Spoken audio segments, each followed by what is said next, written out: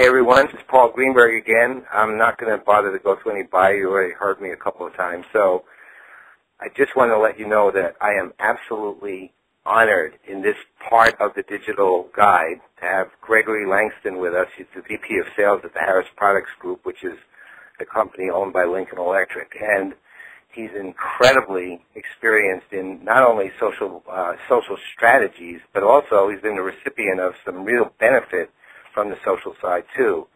So, welcome, Greg. Well, thanks very much, Paul. I appreciate being on the phone with you. Truthfully, I think it's awesome.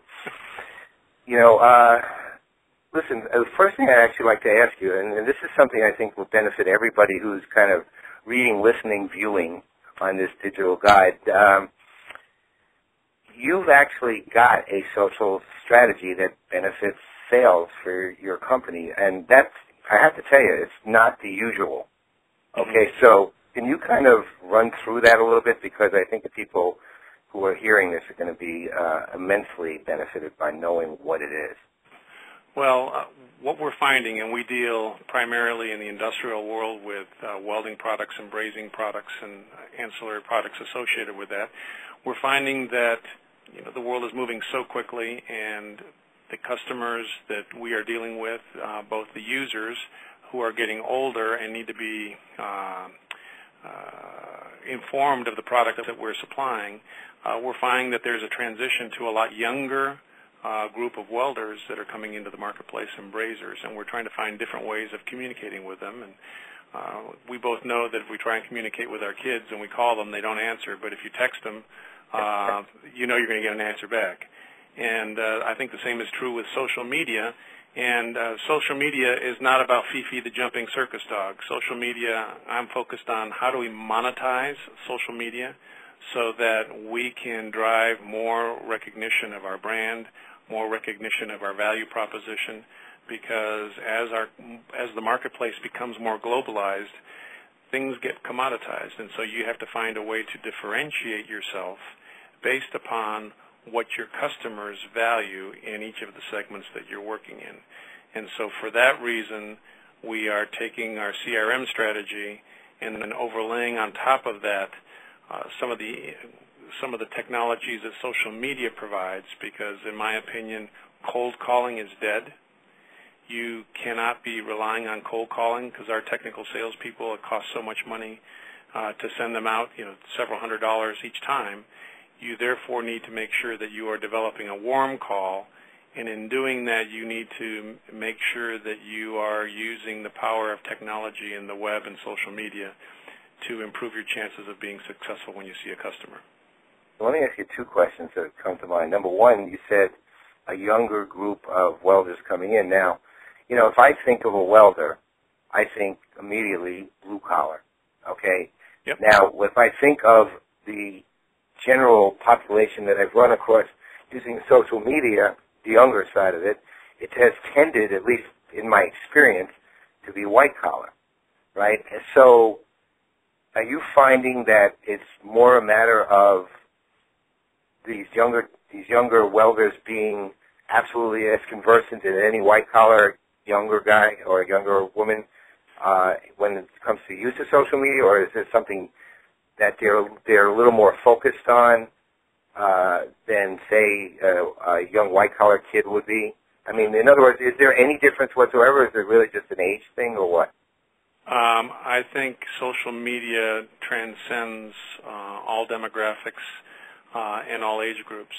And as it becomes easier and more ubiquitous, it's just going to be the way we communicate going forward. I'm saying that we're trying to attract more younger welders, because the average age of a welder in these brazers is in the mid-50s. And yet there's a tremendous amount of construction and industrial construction and building and infrastructure that needs to take place. And yet we need to make welding and brazing in some of these products and some of these industries that, by the way, are very well-paying jobs. There's a tremendous shortage of them. We need to make it, quote, cool, unquote, to attract people. And so, therefore, that's one of the reasons we're using social media to attract potential customers. And just think about the OCC, what is it, Orange County Choppers, and you've got, right. The 4x4s, and they've got not only men, but they now have young women that are also participating in those TV shows that are extremely popular. And so we are targeting them. We also target the professional rodeo, believe it or not, marketplace, and we do a lot with hot rod and NASCAR, and a lot of that is through social media. So what channels do you actually focus on, and what kind of response you get from the channels? Are you talking Facebook, Twitter, and yeah, the like? Exactly. We are actively deploying that as part of our strategy that we've been focusing on here as of late in the last year, primarily in Lincoln and in Harris as well. But I'm also using social media to identify opportunities for our sales force to go capture more business through. How are you doing that? I'm sorry? I said, how are you doing that one?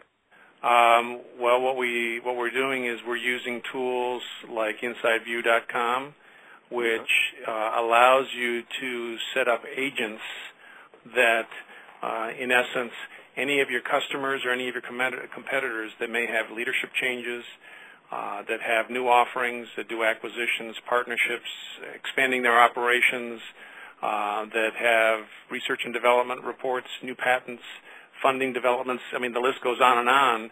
You can use some of these tools that are aggregators of everything in social media and push it to our key salespeople so that they are well aware of competitive moves and or some of the customers' moves before the people that they are in contact with are many times aware.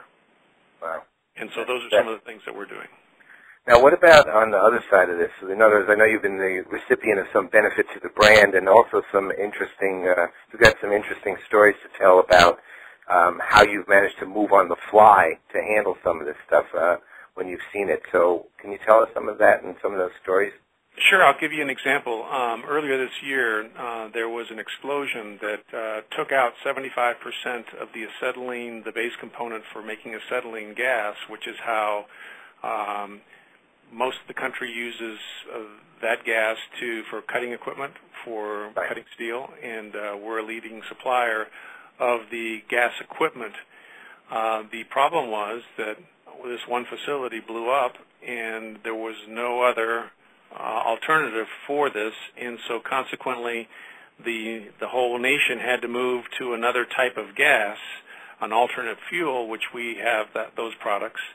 And so in response to that, within 7 days, we put together a microsite, we put together videos, we put together literature, and pushed that information out into the marketplace, which we couldn't do face-to-face, obviously, nationwide, with our people. You couldn't have enough salespeople to do this, so we used social media to do that. And the interesting thing was, we sent these videos out, and they were prepared very, very rapidly, professionally, but very rapidly, and received and they were part of a YouTube channel that we produced, and we received back a comment, many of them very positive, and one comment from one individual out in the West who said some rather derogatory terms relative to he felt that the type of lens, protective lens that was being used by the instructor was not appropriate. And when you looked at the letter of the law, it could be interpreted one of two ways. And the interesting thing was, as soon as he commented on that, we had it set up so all the commentary on any of the information would come directly to me.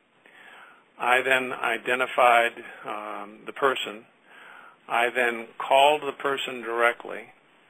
He was, first of all, he was flabbergasted that somebody would call him, much less the vice president of sales of the company, saying, listen, you guys are using this and this and this, and I've never seen that done. And I said, well, there is some interpretation in the rules, in the law for the AWS, but let me tell you this. I will recall everything we've done. I will change it, and we will fix it. And we will do that based upon this conversation.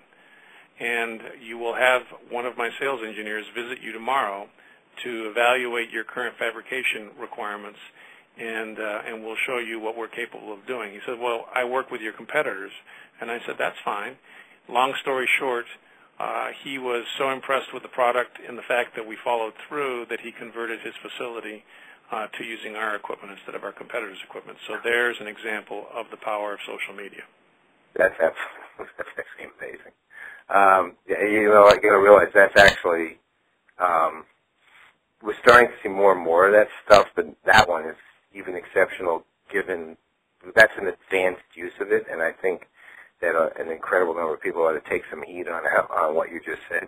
Now, okay, so I want to close with one more question. So if you had a single piece of advice to give a salesperson, not a sales manager, but a salesperson, on the use of social tools so that they can adjust how they sell, or the piece of advice can be on why they should even think about it, what would you tell them? On how they should properly use social media? Not properly, just, it doesn't even have to be the proper use, just the why they should even think about it. You know, why is it that they should do this now? Because their competitors are going to increasingly be doing it, and they need to understand what their value proposition is, and they have to understand that their customer is going to be comparing their product versus other products. And historically, the seller, the salesperson, had the power because he or she had the information, they had the technology, and they had the pricing and the value proposition of the product. In today's day and age, the customer, with the advent of technology and the Internet, now has all the information available to them, can make cross-references, and can identify and vet which supplier and which product offering and which pricing is there. So if you don't have your value proposition straight, you won't be able to add any value to that customer. So that's why I think it's extremely important to use that. I'll give you another example. We are in the process of deploying vendor-managed inventory in our industry. And rather than go to my operations organization or purchasing, what I did is I went to the web. I researched vendor-managed inventory through social media, identified recommendations, identified who was working, who was not, who was getting accolades, who was not, who was scaling most quickly. I then identified companies like Greenberg, Walmart, Shell, and Hess were using this one particular technology. I then contacted those companies and then contacted that supplier of that technology and vetted it even before I spoke to anybody else in my organization.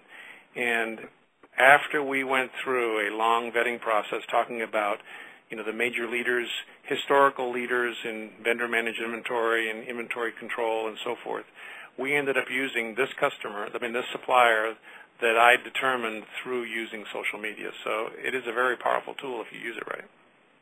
That was perfect. And I got to tell you, man, you're a star. You are a star. Thank you. Thank you very much. I'm here to help you any way I can, Paul. Thanks.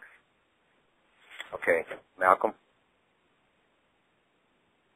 Okay, we're going to end the recording.